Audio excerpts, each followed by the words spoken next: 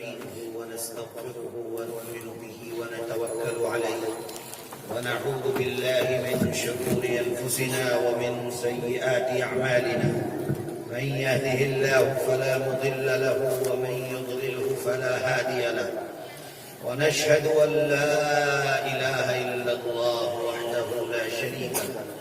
ونشهد أن سيدنا وحبيبنا وشفيعنا وسندنا ومولانا محمدا عبده ورسوله صلى الله تعالى عليه وعلى آله وأصحابه وبارك وسلم تسليما كثيرا كثيرا. أما بعد، عن أبي قراط رضي الله تعالى عنه أن رسول الله صلى الله عليه وسلم توضأ يوما، فبدأ أصحاب رسول الله صلى الله عليه وسلم يتمسحون بوضوئه، فقال: ما يحملكم على ذلك؟ قالوا: حب الله ورسوله. فقال: من سره أن يحب الله ورسوله، أو قال: من سره أن يحبه الله ورسوله فليصدق حديثه إذا حدث، وليؤدي أمانته إذا اؤتمن، وليحسن جوار من جاوره، أو كما قال عليه الصلاة والسلام. صدق الله ومولانا العلي العظيم، ونحن على ذلك لمن الشاهدين والشاكرين، والحمد لله رب العالمين. صدر محترم، علماء اکرام، مدرسے کے ذمہ داران، خاص طور پر رفیق محترم مولانا حسین صاحب دامت برکاتہم، جمعیت علماء حیلہ کندی اور جمعیت علماء کریم گنج کے ذمہ داران، اس مدرسے کے جلسے میں موجود محترم بزرگوں، بھائیوں، دوستوں اور عزیز طلبہ، آج پہلی مرتبہ اس مدرسے کے جلسے میں شرکت کرنے کا اتفاق ہوا ہے۔ اس سے پہلے بھی 2 مرتبہ حاضری ہوئی، جس وقت مولانا فراز الدین صاحب رحمۃ اللہ علیہ حیات تھے۔ ایک مرتبہ ان کی زندگی میں اور ان کی وفات کے بعد قبر پر فاتحہ پڑھنے کے لیے حاضری ہوئی تھی۔ جب آئے مدرسے میں الحمدللہ سکون، اطمینان، نورانیت اور علمی ماحول اور مشغلہ دیکھنے کو ملا۔ اللہ تعالیٰ سے دعا ہے کہ اللہ اس مدرسے کو تا قیامت قائم رکھے، اس کے فیض کو جاری فرمائے، عام فرمائے۔ ابھی تک جہاں جہاں ہمارے پروگرام ہوئے، میرے برابر میں جمعیت علماء کریم گنج کے جنرل سیکریٹری حضرت مولانا قاری حافظ حسین صاحب دامت برکاتہم، جو مدرسے میں اپنے یہاں ترمذی شریف کا درس بھی دیتے ہیں اور جمعیت علماء کے ایک فعال رکن ہیں۔ پہلے بیان حافظ صاحب کا ہوتا تھا، اس کے بعد میرا، لیکن یہاں ترتیب بدل گئی۔ میرے بعد حافظ صاحب کا بیان ہوگا انشاءاللہ، اور جماعت کے اوپر حافظ صاحب آپ کے سامنے اپنی بات کو رکھیں گے۔ یہ میں اس لیے کہہ رہا ہوں کہ میری بات سننے کے بعد بھاگ مت جانا، بیٹھے رہنا تاکہ آگے کی بات سن سکو۔ میں نے آپ کے سامنے ایک حدیث پڑھی ہے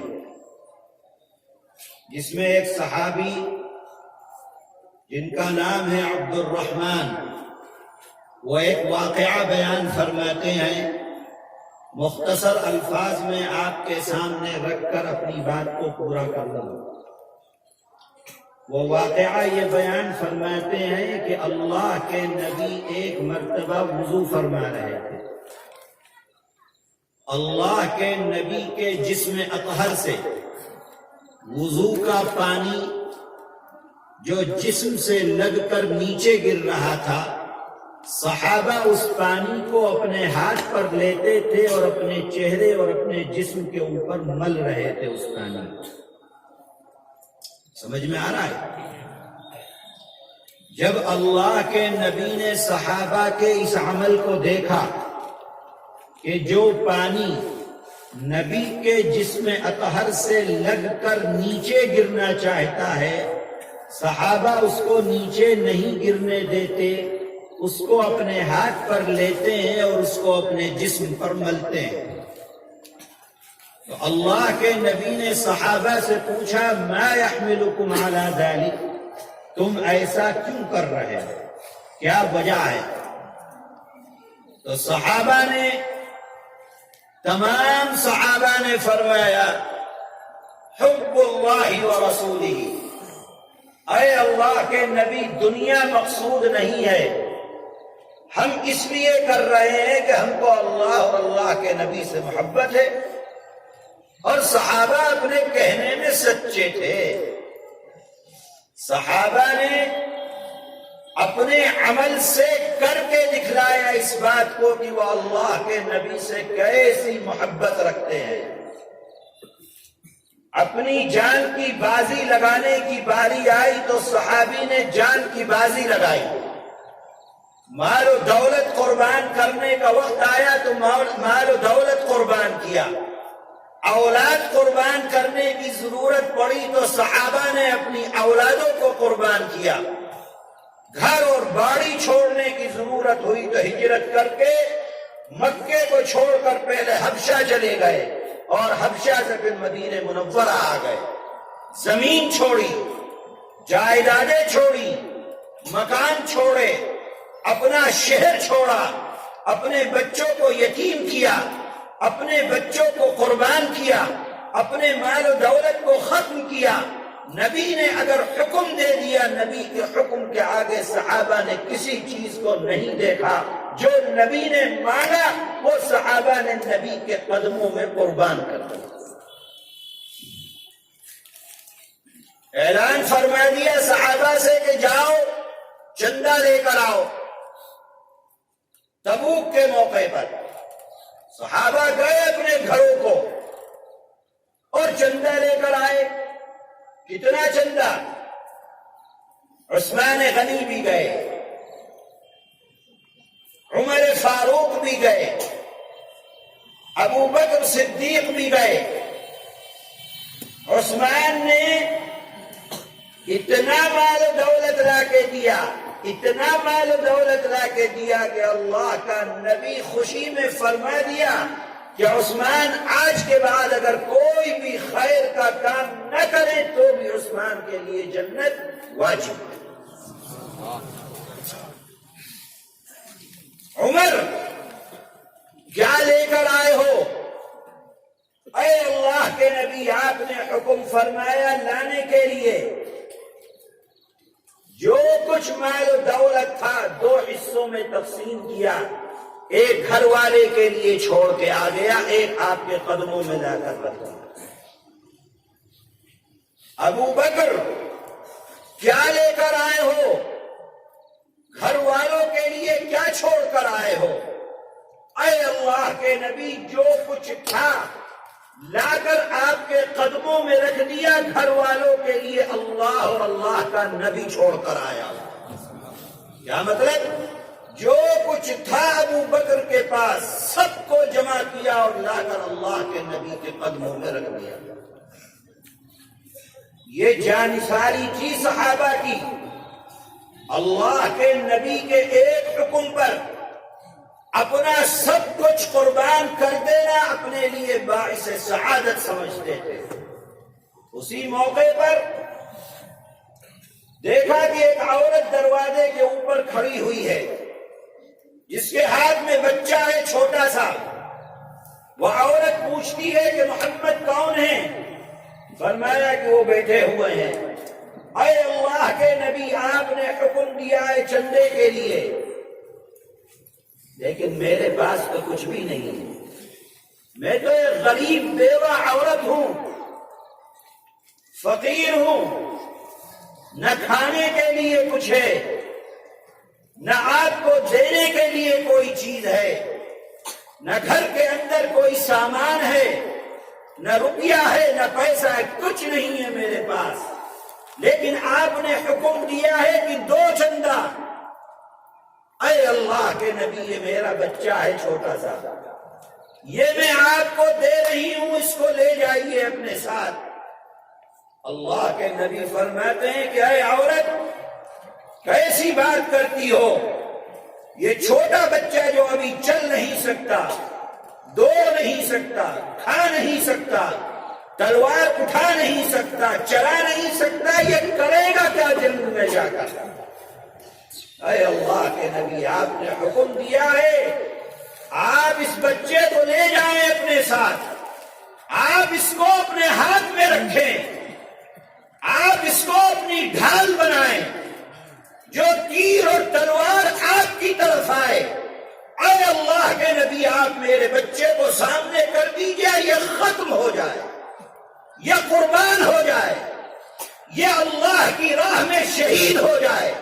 اے اللہ کے نبی، مجھ کو یہ گوارا ہے، لیکن آپ کو کوئی زخم آئے، اے اللہ کے نبی، مجھ کو یہ گوارا نہیں ہے کسی کو۔ میں آپ سے یہ عرض کر رہا ہوں کہ اللہ کے نبی سے صحابہ کیسی محبت کیا کرتے تھے، اور جب دیکھا کہ پانی گر رہا ہے، اللہ کے نبی نے پوچھا کیوں ایسا کر رہے ہو؟ صحابہ نے کہا کہ حب اللہ و رسولہ، کہ ہم کو اللہ اور اللہ کے نبی سے محبت ہے۔ سچے تھے صحابہ کہنے کے اندر، لیکن دیکھو، سوچو، سمجھو کہ اللہ کے نبی کیا فرماتے ہیں صحابہ کے اس جواب کے بعد۔ اللہ کے نبی نے فرمایا، کیونکہ نبی جانتے ہیں کہ قیامت تک لوگ آتے رہیں گے، دین اسلام میں داخل ہوتے رہیں گے، نبی سے محبت کا دعویٰ کرتے رہیں گے، لوگ کہتے رہیں گے کہ میں اللہ سے محبت کرنے والا ہوں، اللہ کے نبی سے محبت کرنے والا ہوں۔ اللہ کا نبی جانتا ہے کہ قیامت تک لوگ آئیں گے، دعویٰ کریں گے۔ نبی نے ایک پیمانہ بتلا دیا، دیکھو، اگر زندگی دنیا کے اندر اس طریقے پر گزر رہی ہے تو سمجھنا کہ اللہ اور اللہ کے نبی سے محبت کرنے والا ہے، اور اگر زندگی ایسی نہیں گزر رہی ہے، لاکھ کہتا رہے، صبح و شام تسبیح پڑھتا رہے اللہ اور اللہ کے نبی سے محبت کی، لیکن اگر زندگی ان 3 چیزوں سے خالی ہے تو اللہ اور اللہ کے نبی سے محبت کرنے والا نہیں ہے وہ شخص۔ کون سی 3 چیزیں فرمائی؟ سب سے پہلے فرمایا فَلْيَصْدُقْ حَدِيثَهُ إِذَا حَدَّثَ، جو یہ کہتا ہے کہ مجھ کو اللہ اور اللہ کے نبی سے محبت ہے، جو یہ چاہتا ہے کہ اللہ اور اللہ کا نبی اس بندے سے محبت کرے، تو دیکھو فَلْيَصْدُقْ حَدِيثَهُ إِذَا حَدَّثَ، کہ وہ سچ بولتا ہے یا جھوٹ بولتا ہے۔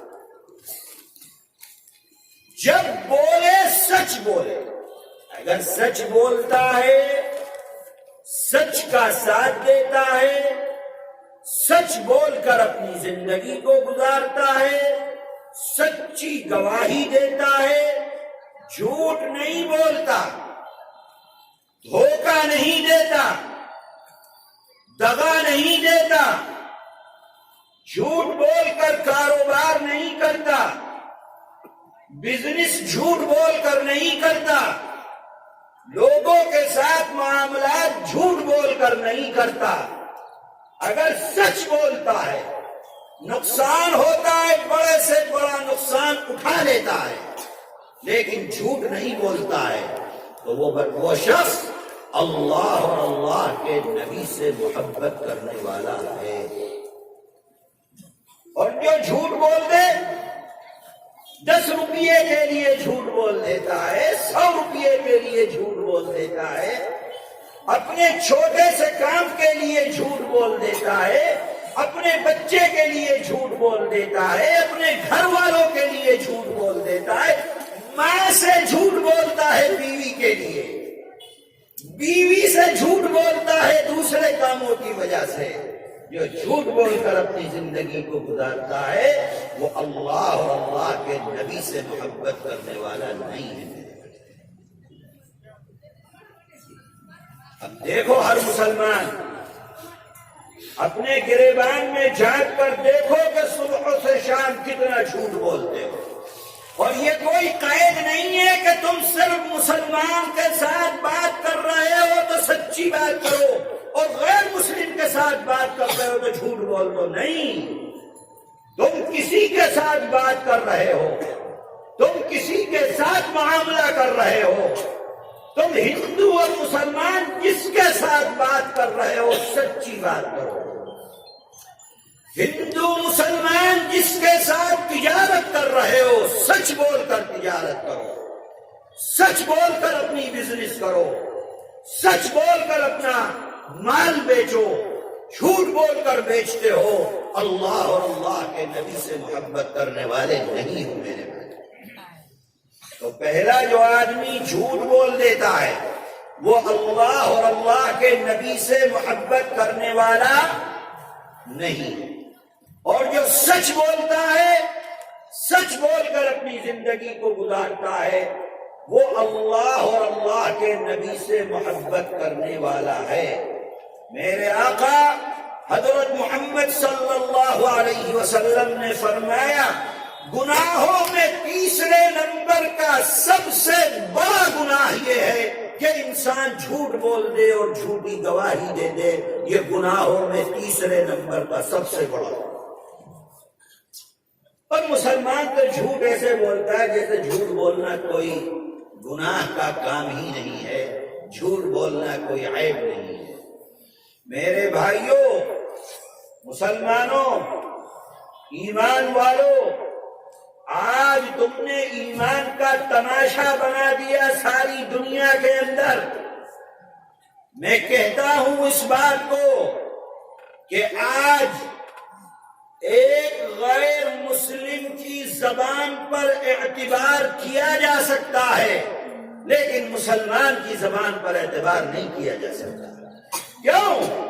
اس لیے کہ مسلمان اپنا مشن بنا لیا ہے جیسے کہ جھوٹ بولنا. وعدہ کرنا ہے تو وعدہ خلافی کرنا ہے، بات کرنی ہے تو جھوٹی بات کرنی ہے. سچ تو ایسا لگتا ہے جیسے مسلمان کا دین اور دھرم اس کو سچ بولنا سکھلاتا ہی نہیں ہے. میرے بھائیوں، جس وقت اسلام دنیا کے اندر آیا، میرے آقا حضرت محمد صلی اللہ علیہ وسلم دین لے کر آئے، سکھلایا دین، بتلایا دین صحابہ کو. جعفر طیار جس وقت مکے سے ہجرت کر کے گئے حبشہ کے ہاں، اور حبشہ کے دربار میں جا کر مکے والے گئے پیچھے سے کہ ہمارے بھگوڑے آئے ہیں تو ہمیں واپس کرو. بادشاہ نے کہا کہ ایسے نہیں، پہلے ان کی بات سنی جائے گی. جمع کیا سب کو. جعفر طیار کھڑے ہوئے، کیوں آئے ہو چھوڑ کر اپنے گاؤں کو، اپنے شہر کو؟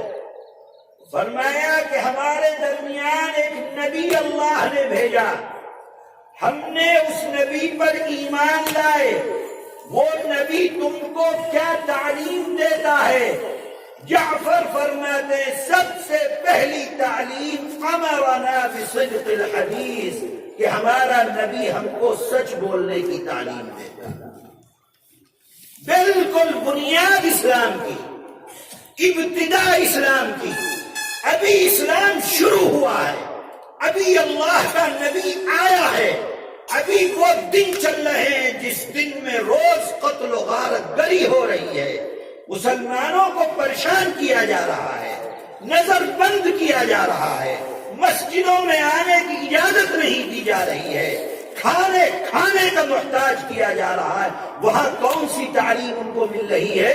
امرنا بصدق الحدیث، کہ میرا نبی ہم کو حکم دیتا ہے کہ تم سچ بولو، اور مسلمان تم کیا بول رہے ہو؟ ہماری زندگی کیسے گزر رہی ہے، یہ سوچنے کی بات ہے۔ اس لیے اپنی زندگی کو اگر جھوٹ بول کر گزار رہے ہو تو جھوٹ بولنا بند کر۔ ارے بھائی، جھوٹ بول کے کیا حاصل ہوگا؟ 1000 روپیہ، 2000، 5000، 10,000، اس سے زیادہ کا نفع نہیں ہو سکتا۔ اور سچ بولو گے تو کیا ملے گا؟ اللہ اور اللہ کے نبی کی محبت ملے گی۔ کل قیامت کے دن جاؤ گے تو نبی دور سے دیکھ کر فرشتوں کو کہیں گے وہ بندہ لاؤ میرے پاس، اس لیے کہ دنیا کے اندر اس نے سچ بول کر اپنا نقصان اٹھایا تھا، میں اس سے محبت کرتا ہوں۔ کیوں؟ اس لیے کہ یہ دنیا کے اندر سچ بولا کرتا۔ میرے بھائیوں، اللہ کے نبی فرماتے ہیں صحابہ سے کہ اے میرے صحابہ، یہ جو تم پانی لے کر اپنے جسم پر مل رہے ہو اور یہ کہتے ہو کہ ہم اللہ اور اللہ کے نبی سے محبت کرنے والے ہیں، صرف اس سے محبت ثابت نہیں ہوتی ہے، 3 کام کرنے پڑیں گے۔ پہلا کام سچ بولنا ہوگا۔ پہلا کام سچ بولنا۔ ارے یار، ابھی تو کھانے میں بہت دیر ہے، بھوک لگنے لگی، زور سے بولو۔ سچ بولنا ہوگا۔ دوسرا کام وَلِيُؤَدِّ أَمَانَتَهُ إِذَا اؤْتُمِنَ، اور جس کی امانت تمہارے پاس ہو اس کی امانت کو ادا کرنا۔ ایسی سستی محبت نہیں ہے کہ بیٹھ کر کہتے رہو کہ ہم کو اللہ اور اللہ کے نبی سے محبت ہے، اور بھائی کا مال بھی کھا لو، بہن کا مال بھی کھا لو، رشتہ داروں کا مال بھی کھا لو، کسی کا روپیہ اور پیسہ ملا وہ بھی ہڑپ کر جاؤ، اور اس کے بعد دن اور رات تسبیح پڑھتے رہو، اللہ اللہ اللہ اللہ کرتے رہو۔ میرے بھائی، محبت نہیں ملنے والی۔ وَلِيُؤَدِّ أَمَانَتَهُ إِذَا اؤْتُمِنَ إِنَّ اللَّهَ يَأْمُرُكُمْ أَن تُؤَدُّوا الْأَمَانَاتِ إِلَىٰ أَهْلِهَا، اللہ تعالیٰ تم کو یہ حکم دیتا ہے کہ امانتیں جن لوگوں کی ہیں ان کو امانتیں پہنچاؤ۔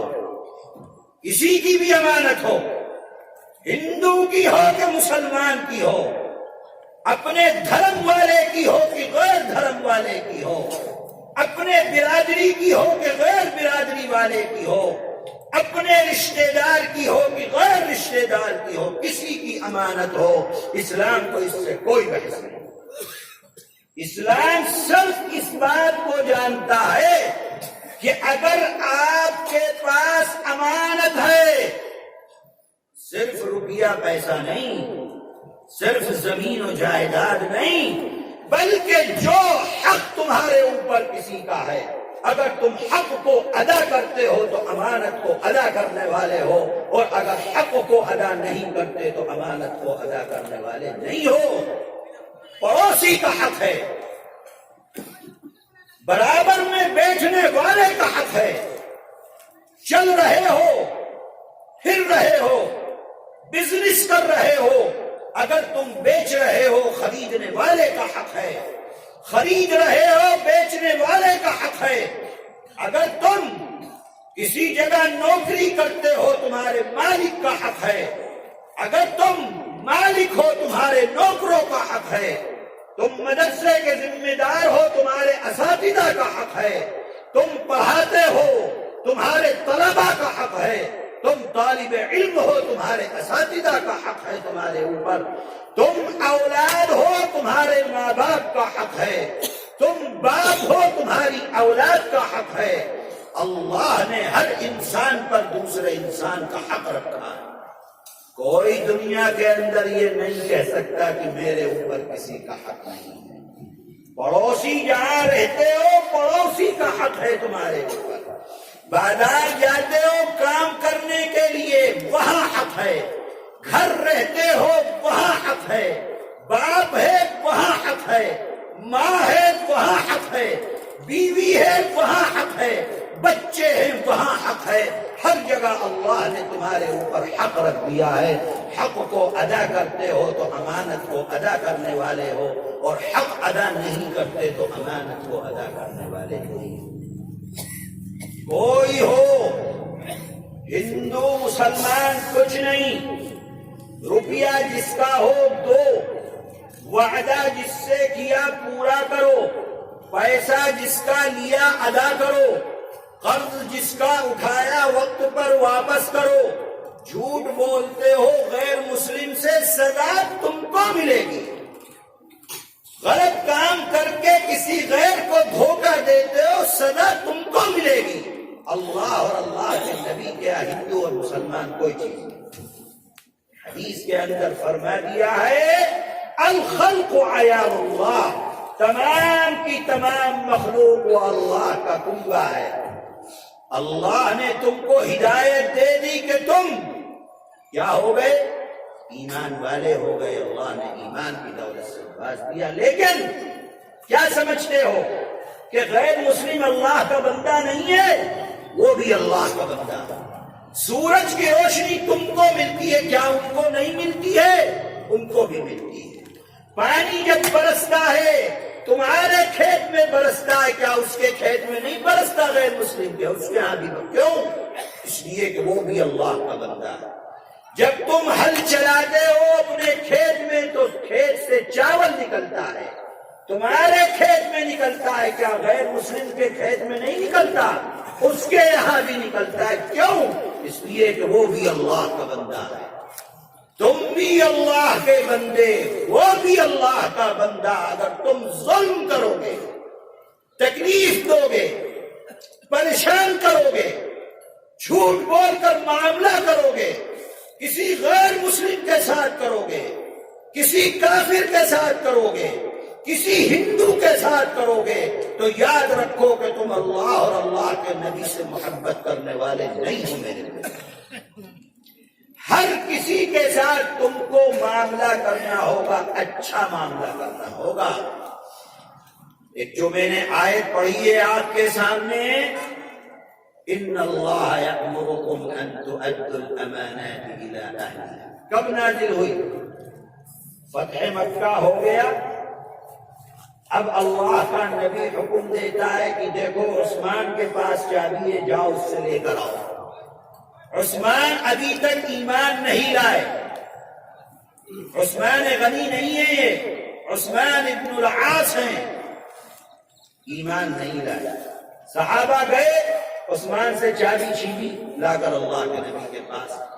اللہ کے نبی خانہ کعبہ کے اندر گئے, خانہ کعبہ کو دھویا دھلایا, واپس باہر آ گئے. ہر آدمی موجود, دسیوں ہزار صحابہ کی جماعت موجود. ہر آدمی تمنا کرتا ہے ابو بکر ہو, عمر ہو, عثمان غنی ہو, علی مرتضی ہو, عبداللہ ابن مسعود ہو, بڑے بڑے صحابہ اکرام رضوان اللہ علیہم اجمعین تمنا کر رہے ہیں کہ کاش آج خانہ کعبہ کی چابی مجھ کو مل جائے, تاکہ رہتی دنیا تک بات ہو جائے کہ اللہ کے نبی نے فتح مکے کے دن خانہ کعبہ کی چابی فلاں صحابی کو دی ہے. اللہ کے نبی خانہ کعبہ کے دروازے پر کھڑے ہوئے ہیں. اللہ کا فرشتہ اس آیت کو لے کر آتا ہے, ان اللہ یأمرکم ان تؤدوا الامانات الی اہلہا. اللہ تعالیٰ تم کو حکم دیتا ہے, تم کو یأمرکم, صرف نبی کا مسئلہ تھا, چابی تو آپ کے ہاتھ میں تھی, لیکن صرف نبی کو نہیں, تمام کو جتنے وہاں موجود ہیں اور قیامت تک آنے والے جتنے ایمان والے ہیں, ان تؤدوا الامانات. مسئلہ صرف ایک چابی کا تھا, لیکن قرآن صیغہ استعمال کر رہا ہے جمع کا. جو بھی تمہارے پاس امانتیں ہوں, جس کی بھی امانت ہو, الی اہلہا, وہ تم اس کو پہنچاؤ. تم کسی کی امانت لے کر بیٹھ نہیں سکتے. کیا پیغام دینا ہے نبی کو؟ پیغام یہ ہے کہ یہ جو چابی خانہ کعبہ کی آپ نے لی ہے عثمان بن العاص سے، جو ابھی ایمان نہیں لائے، عثمان سے یہ چابی لے کر ابو بکر کو نہیں دی جائے۔ کیوں؟ اس لیے کہ یہ امانت جو ہے یہ عثمان سے لی ہے۔ اگرچہ عثمان کافر ہیں، اگرچہ عثمان مشرک ہیں، اگرچہ عثمان اللہ کو نہیں مانتے، ایک اللہ پر ایمان نہیں لائے، اگرچہ عثمان نبی کو، محمد الرسول اللہ کو اللہ کا نبی نہیں مانتے، لیکن اللہ کا فرشتہ آ گیا کہ چابی عثمان سے لیے، اگرچہ کافر ہیں لیکن عثمان ہی کو واپس دی جائے۔ اللہ کے نبی نے عثمان بن العاص کو بلایا اور چابی دی اور فرمایا دیکھو قیامت تک اب یہ چابی تمہارے پاس رہے گی، تم میرے دھرم میں آؤ کہ نہ آؤ اس سے کوئی بحث نہیں۔ یہ ہے آپ کا مذہب، یہ ہے آپ کا دین، یہ ہے آپ کے نبی کا پیغام، یہ ہے آپ کے نبی کا کردار، وہ دین و اسلام جس دین و اسلام کو دیکھ کر دنیا کے اندر یہ دین پھیلا ہے۔ کیا سمجھتے ہو ایسے ہی پھیل گیا؟ کیسے دنیا کے اندر دین پھیلا ہے؟ مسلمانوں کی چیزوں کو دیکھ کر، اعمال کو دیکھ کر، زبان کو دیکھ کر، معاملات کو دیکھ کر۔ آج تو کوئی مسلمان کو دیکھے تو دور بھاگ جاتا ہے، یہ تو جھوٹا آدمی ہے ایک نمبر کا، اس کے ساتھ کون معاملہ کرتا ہے؟ حضرت مدنی رحمت اللہ علیہ، دادا رحمت اللہ علیہ جیل میں تھے اور جیل کے اندر ایک غیر مسلم پنڈت رہتا تھا آپ کے ساتھ، وہ بھی قید تھا۔ وہ کہتا تھا کہ مولانا حسین احمد مدنی میں جو خوبیاں ہیں وہ ان کی ذاتی خوبیاں ہیں، اسلام کی خوبیاں نہیں ہیں۔ وہ اگر تم مولانا حسین احمد مدنی جیسا کردار والا، اخلاق والا، مولانا مدنی جیسے سچا انسان پوری دنیا میں کوئی دوسرا مجھ کو دکھلا دو تو میں دین کے اندر دھرم میں داخل ہو جاؤں گا۔ کیونکہ مسلمان کی تو ایسا لگتا ہے جیسے دین دھرم کچھ رہ نہیں گیا، بس دنیا ہے، حلال ملے تو دنیا، حرام ملے تو دنیا، مار کر ملے تو دنیا، گالی دے کر ملے تو دنیا، کسی کو نقصان پہنچا کر ملے تو دنیا، جیسے بھی ملے بس دنیا ملنی چاہیے۔ اس سے کوئی بحث نہیں ہے کہ اللہ اور اللہ کا نبی راضی ہوتا ہے یا اللہ اور اللہ کے نبی ناراض ہوتا ہے۔ میرے بھائی یہ کوئی زندگی نہیں ہے، میرے بھائیوں یہ تو جانور کی زندگی ہے، کبھی یہاں کھا لیا، کبھی وہاں کھا لیا، کبھی وہاں کھا لیا، کبھی وہاں کھا لیا، یہ انسان کی اور خاص طور پر مسلمان کی، ایمان والے کی یہ زندگی نہیں ہے۔ فرماتے ہیں کہ اگر تم اللہ اور اللہ کے نبی سے محبت کرنے والے بننا چاہتے ہو تو امانت کو ادا کرو۔ کس کی امانت؟ مسلمان کی نہیں، جس کی بھی امانت ہو، ہندو کی ہو تو ادا کرو، مسلمان کی ہو تو ادا کرو۔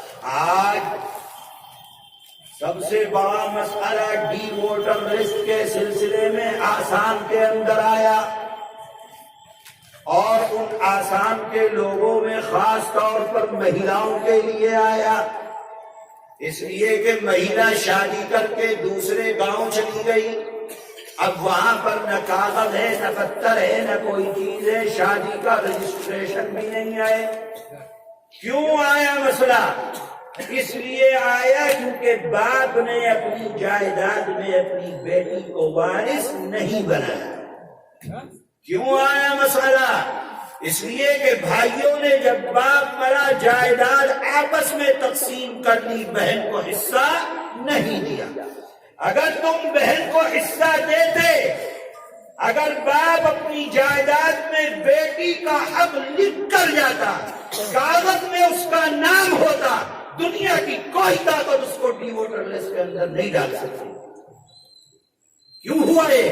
اس لیے کہ آپ نے مذہب اسلام کے اوپر عمل نہیں کیا، اس لیے کہ آپ نے امانت کے اندر خیانت کی ہے، اس لیے کہ آپ نے اللہ اور اللہ کے نبی کی نافرمانی کی ہے، اس لیے یہ مصیبت آئی ہے۔ میرے بھائیوں امانت کو ادا کرو، اللہ اور اللہ کے نبی کے محبوب بن جاؤ۔ فرمایا کہ صرف پانی مل لینے سے محبت ثابت نہیں ہوگی، کیا کرنا ہوگا؟ سب سے پہلا کام سچ بولنا، دوسرا کام امانت کو ادا کرنا ہوگا، اور تیسرا کام فرمایا وَلْيُحْسِنْ جَوَارَ مَنْ جَاوَرَهُ، اپنے پڑوسی کے ساتھ اچھا معاملہ کرو، بھلا معاملہ کرو۔ اگر پڑوسی کے ساتھ بھلا معاملہ کرتے ہو تو اللہ اور اللہ کے نبی سے محبت کرنے والے ہو، اور اگر پڑوسی کے ساتھ بھلا معاملہ نہیں کرتے تو اللہ اور اللہ کے نبی کے ساتھ محبت کرنے والے نہیں۔ تمہارے پاس روپیہ ہے، پیسہ ہے، دولت ہے، تمہارے گھر میں کھانا بنتا ہے، اچھا کھانا کھاتے ہو، لوکل مرغی بھی کھاتے ہو، گرو کا ماंس بھی کھاتے ہو، مچھی بھی کھاتے ہو، اور بھی جو اللہ نے دیا ہے تم کھاتے ہو، اور تمہارے برابر میں پڑوسی ہے غیر مسلم، ہندو ہے، دلت ہے، آدیواسی ہے، اس کے بچے رات کو بھوکے سو جاتے ہیں، اللہ کا نبی قسم کھا کر کہتا ہے کہ تم مسلمان مومن نہیں ہو سکتے۔ واللہ لا یؤمن، واللہ لا یؤمن، واللہ لا یؤمن۔ پڑوسی تکلیف میں ہو تمہارے، اللہ کا نبی 3 مرتبہ قسم کھا کے کہتا ہے کہ تم مومن نہیں ہو۔ کون پڑوسی؟ ایمان والا، کوئی ضروری نہیں، ہندو ہو، آدیواسی ہو، دلت ہو، بھنگی ہو، نالی صاف کرنے والا ہو، کوڑا اٹھانے والا کوئی ہو، اسلام کو اس سے کوئی مطلب، کوئی بحث نہیں ہے۔ اگر وہ تمہارا پڑوسی ہے، تمہارے اوپر حق ہے کہ تم اس کی ذمہ داری کو ادا کرو، اس کے بچے بھوکے نہ سوئیں، یہ تمہارے اوپر ذمہ داری ہے۔ عید بقرعید میں کپڑا اپنے بچوں کا بناؤ، اور تمہارے پڑوسی کے بچے پرانے کپڑے کے اندر زندگی گزارے، یاد رکھنا کہ تم ایمان والے نہیں ہو میرے بھائی، تم اللہ اور اللہ کے نبی سے محبت کرنے والے نہیں ہو میرے بھائی۔ کیا فرماتے ہیں؟ اگر تم کو اللہ نے دولت دی ہے، پڑوسی کا حق ہے، اذا استقرضت اقرضته، وہ تجھ سے قرض مانگتا ہے، اس کو قرض دے۔ فرماتے ہیں اگر تیرے پاس دولت ہے اور تو اپنا مکان بنانا چاہتا ہے، لا ترفع جدار فوق جداری، کیا فرمایا کہ اتنی اونچی دیوار مت بنانا کہ تیرا پڑوسی جو کمزور ہے، ضعیف ہے، غریب ہے، اس کے گھر کے اندر اندھیرا ہو جائے، روشنی نہ جائے، پانی نہ جائے، اور تو اس طریقے سے اپنی حویلی بنا لے کہ تیرا پڑوسی تکلیف میں ہو۔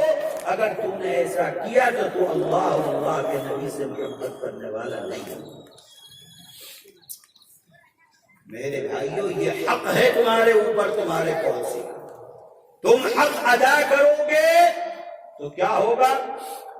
اللہ اور اللہ کے نبی سے محبت ملے گی، اللہ اور اللہ کے نبی تم سے محبت کرنے والے ہوں گے، اور اگر حق ادا نہیں کرو گے تو پھر کہتے رہو صبح سے شام تک، رات اور دن کہتے رہو کہ اللہ اور اللہ کے نبی سے محبت ہے، جھوٹ بولنے والے سچے نہیں ہو، اس لیے کہ میرے آقا حضرت محمد صلی اللہ علیہ وسلم نے فرمایا۔ اور میرے بھائیوں، جو بات بھی کہی گئی ہے وہ ہندو اور مسلمان کا کوئی مسئلہ نہیں ہے، سچ بولو، سب کے ساتھ بولو، امانت ادا کرو، سب کی امانت ادا کرو، پڑوسی کے ساتھ اچھا معاملہ کرو، ہر پڑوسی کے ساتھ اچھا معاملہ کرو۔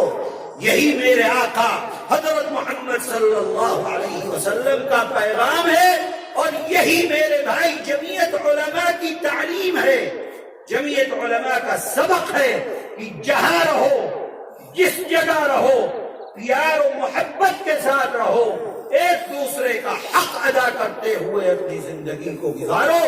ہندو اور مسلمان مت دیکھنا، دیش کے اندر رہنے والا ہر آدمی تمہارا بھائی ہے، دیش واسی جو بھی ہے وہ تمہارا بھائی ہے، اس کا خیال رکھنا تمہارے اوپر ضروری ہے، لازم ہے، فرض ہے۔ ابھی دیکھو الیکشن آنے والے ہیں تمہارے یہاں، میں بات نہیں کرتا الیکشن پر کہیں، کیونکہ ہم تو مذہبی لوگ ہیں، جمعیت علماء ہند مذہبی جماعت ہے، جو لوگ سیاست کر رہے ہیں وہ سیاسی لوگ ہیں، سیاسی جماعتیں ہیں، وہ آئیں گے آپ سے ووٹ مانگیں گے، جھوٹ سچ کریں گے، یہ کہیں گے وہ کہیں گے، ایسا کر کے دیں گے ویسا کر کے دیں گے، 5 سال پہلے بھی وعدے کیے ہوں گے اور وہ سارے وعدے ہوا میں اڑ گئے ہوں گے، پھر ابھی آ جائیں گے پوٹلی لے کر جھوٹ کی آپ کے پاس، پھر آپ کو بہلا پھسلا کر پھر آپ سے ووٹ لے لیں گے، یہ ان کا کام ہے۔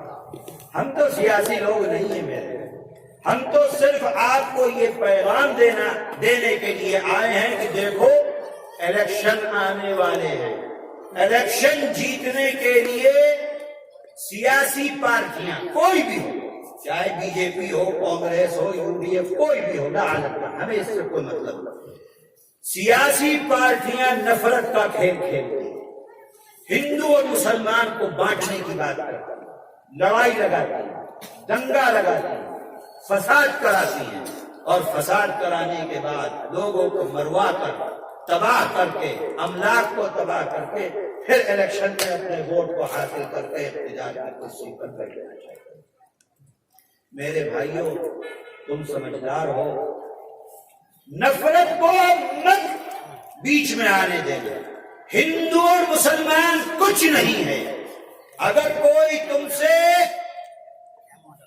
اسلام کے نام پر ووٹ مانگتا ہے، دھرم کے نام پر ووٹ مانگتا ہے، میرے بھائی وہ کہتا ہے تم سے کہ تم مسلمان ہو اس لیے تم ہمارے پاس آؤ، ہندوؤں کو چھوڑ دو، تو یاد رکھنا وہ تمہارے لیے قاتل ہے، وہ تمہارے لیے زہر ہے۔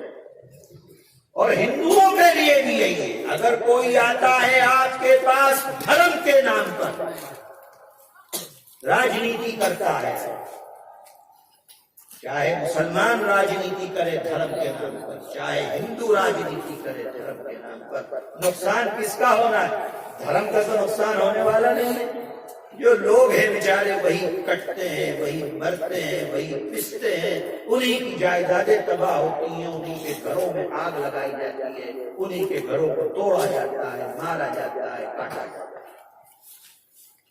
اس لیے میرے عزیزوں ہم آپ سے کہتے ہیں کہ نفرت کو مت پلنے دینا، پیار و محبت کے ساتھ معاملہ کرو، ہندو اور مسلمان کی ایکتا کے ساتھ معاملہ کرو۔ اگر کوئی تم سے نفرت کرتا ہے، گالی دیتا ہے، جاؤ اس کے گھر پر جاؤ، بیٹھ جاؤ کہ بھئی ہم نے کیا بگاڑا ہے، کیوں تم ہم سے نفرت کرتے ہو، تم بھی ہندوستانی ہو، ہم بھی ہندوستانی ہیں، نہ تمہارا دھرم تم کو نفرت کی تعلیم دیتا ہے، نہ ہمارا دھرم ہم کو نفرت کی تعلیم دیتا ہے۔ یہ سیاسی لوگ ہیں جو نفرت کی بات کرتے ہیں، ہمیں ان سیاسی لوگوں کے بعد میں آ کر اپنی زندگی کو خراب نہیں کرنا۔ پیار و محبت کی بات کرو، پیار و محبت ایکتا کے ساتھ آگے بڑھو۔ جمعیت علماء ہند کے صدر محترم حضرت مولانا سید ارشد مدنی دامت برکاتہم ہر جگہ کے اوپر فرماتے ہیں کہ اگر کہیں نفرت کی راجنیتی ہو رہی ہے اور تم بھی نفرت کرو گے تو نفرت کو نفرت سے ختم نہیں کیا جا سکتا، آگ کو آگ سے نہیں بجھایا جا سکتا ہے، آگ کو بجھانے کے لیے پانی کی ضرورت پڑتی ہے۔ اگر ایک طرف سے کوئی نفرت کرتا ہے تو تم پیار کی بات کرو، تم محبت کی بات کرو، تم ایکتا کی بات کرو، تم ہندو اور مسلمان کے درمیان میں جوڑ کی بات کرو، توڑ کی بات مت کرو۔ یہی جمعیت علماء کا پیغام ہے، یہی جمعیت علماء پورے دیش میں، پورے ملک کے اندر کرتا ہے۔ سیاسی لوگ کرتے رہے اپنا کام، ہندو مسلمان کرتے رہے، لیکن جمعیت علماء کی آواز ہے کہ ہم سیاسی لوگوں کو اپنے مشن کے اندر کامیاب نہیں ہونے دیں گے۔ کس مشن میں؟ جو نفرت کا مشن ہے ان کا، جو توڑنے کا مشن ہے ان کا، جو بانٹنے کا مشن ہے ان کا، جو ہندو اور مسلمان کر کے الیکشن لڑنے کا مشن ہے ان کا، جو ہندو اور مسلمان کے درمیان نفرت کو پیدا کرنے کا مشن ہے ان کا، جمعیت علماء ان کو اس مشن کے اندر کبھی بھی کامیاب نہیں ہونے دے گی۔ جب تک جمعیت میں طاقت ہے، جب تک جمعیت کی آواز ہے، جمعیت یہی آواز لگاتی رہے گی، جہاں رہو پیار و محبت کے ساتھ، ایک دوسرے کے ایکتا کے ساتھ رہو، ایک دوسرے کے جوڑ کے ساتھ رہو، ایک دوسرے کے دکھ اور درد میں شریک رہ کر اپنی زندگی کو گزارو۔ یہی جمعیت علماء کا پیغام ہے، اور میرے بھائیوں یہی میرے آقا حضرت محمد صلی اللہ علیہ وسلم کی تعلیم ہے۔ آپ یاد کیجئے، ایک چھوٹا سا واقعہ سنا کے اپنی بات کو ختم کرتا ہوں، دیکھو اللہ کے نبی تشریف لے جا رہے ہیں، دیکھا کہ ایک بوڑھی عورت بیٹھی ہوئی ہے سامان لے کر شہر سے باہر جانے کے لیے۔ اماں کہاں جا رہی ہے؟ بیٹے مکہ شہر کے اندر ایک جادوگر آیا ہوا،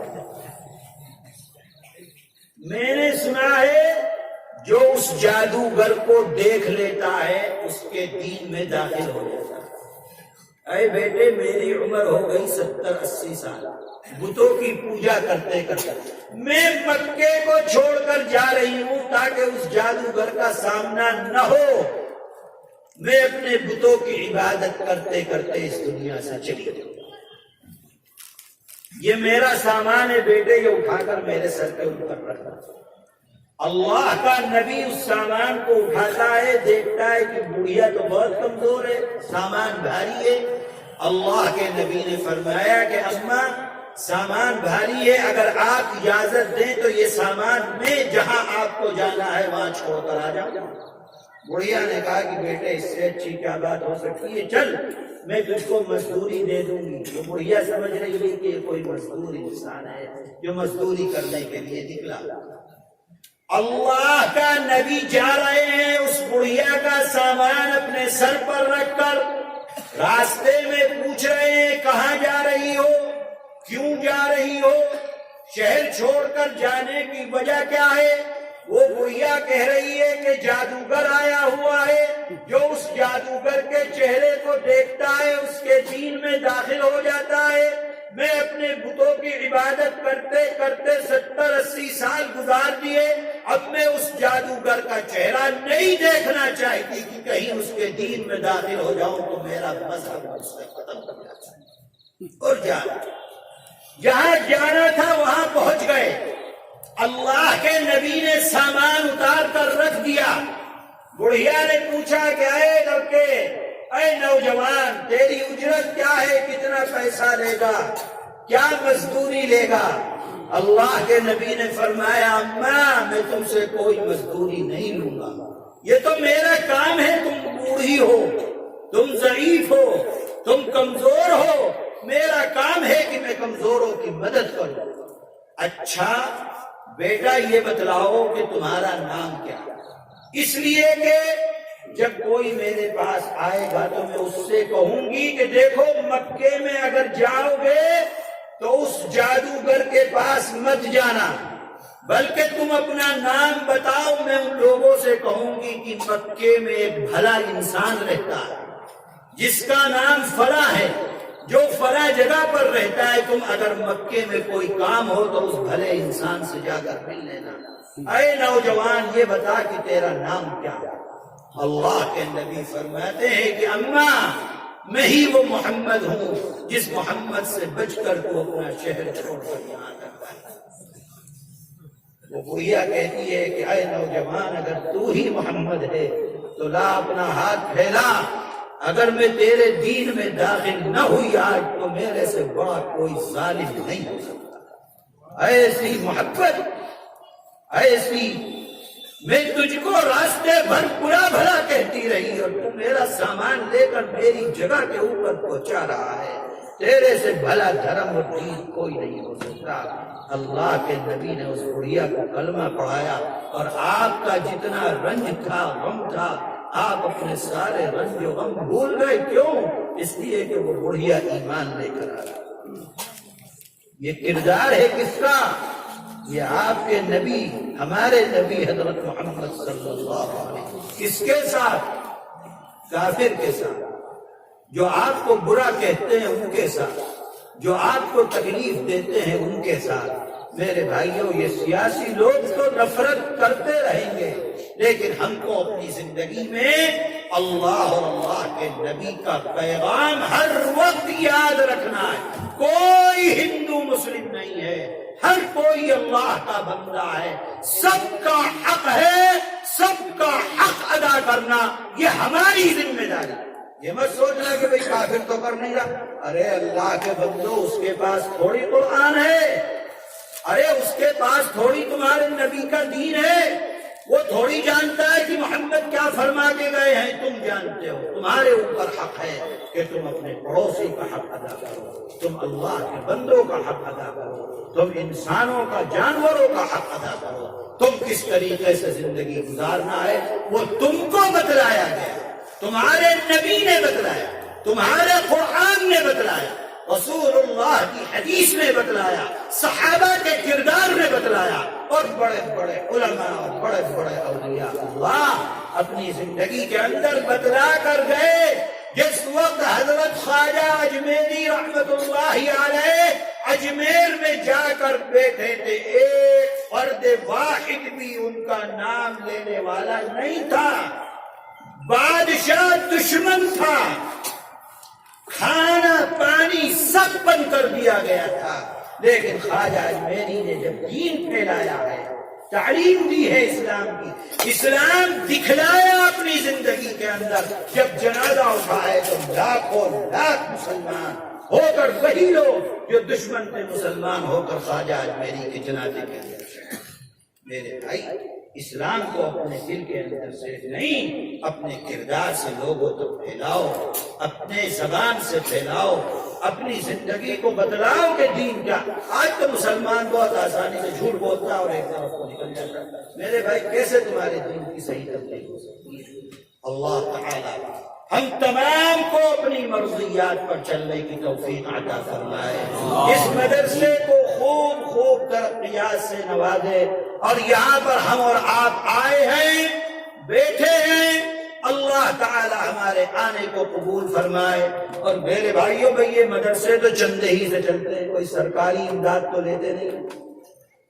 اور خاص طور پر یہ جو مدرسہ ہے مولانا فراز الدین صاحب والا رحمت اللہ علیہ، جس کے سب ذمہ دار، ان لوگوں کو تو UDF والے بھی کچھ نہیں دیتے کہ